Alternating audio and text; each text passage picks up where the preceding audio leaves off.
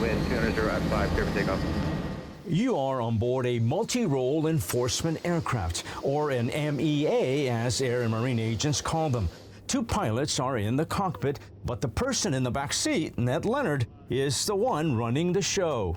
I work in the back with the sensors, including a camera and a radar. From the back seat, Leonard operates highly sophisticated technology. We fly over the land or over the ocean to detect boats using the radar and the camera. We can pick them up very far south, so it's more than just eyes out the window. It's a long-range detection capability. Crews can fly for multiple hours in international airspace, looking for boats that might be carrying undocumented migrants and or drugs. Agents like Leonard can zoom in on the vessels, and using his training, instincts, and experience, he can tell whether it's a smuggling attempt or just someone out fishing. Sometimes the cartels employ people who are experienced captains of boats, so they know full well how to fish. Sometimes they do fish, so they do both things at once. They can smuggle and fish. Lately, with more and more maritime smuggling events, Leonard and his crewmates have been busy. It has been busy. A lot of boats coming up with people. We had some drugs as well. And what we're looking for mainly is those that are transiting across the U.S. borders or into U.S. waters that aren't supposed to be there for one reason or another. The fixed-wing aircraft are critical because they can fly further out over the Pacific and south along the Baja California coastline. This is vital because a lot of the drugs that are now carrying the drugs start their journeys in the Gulf of Cortez before heading around the Baja Peninsula and north towards California. The bad guys aren't fools.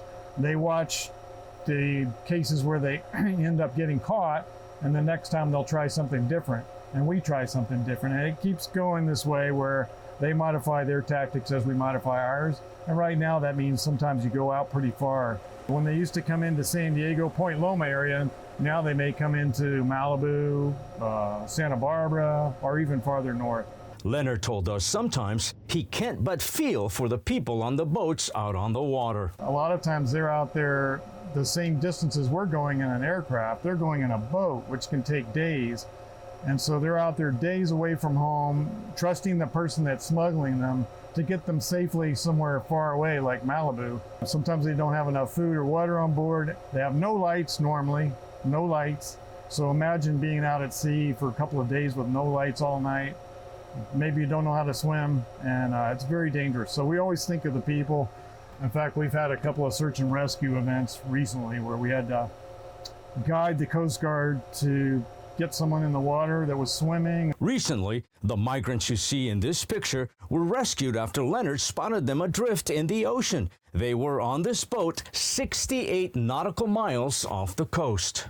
That's the benefit of having airborne detection platforms, is we're quite mobile. Brandon Tucker is the Deputy Director for Air Operations with San Diego's Air and Marine Branch, which has been making a record number of interdictions and apprehensions out on the water. With the out-of-control smuggling attempts, the number of people getting hurt and dying is also way up. You feel like you're doing something for your country, and you can maybe save some people too, you know, from the hazards of this smuggling business. Very satisfying. Maybe keep some drugs off the street, out of the schools. Salvador Rivera, Border Report.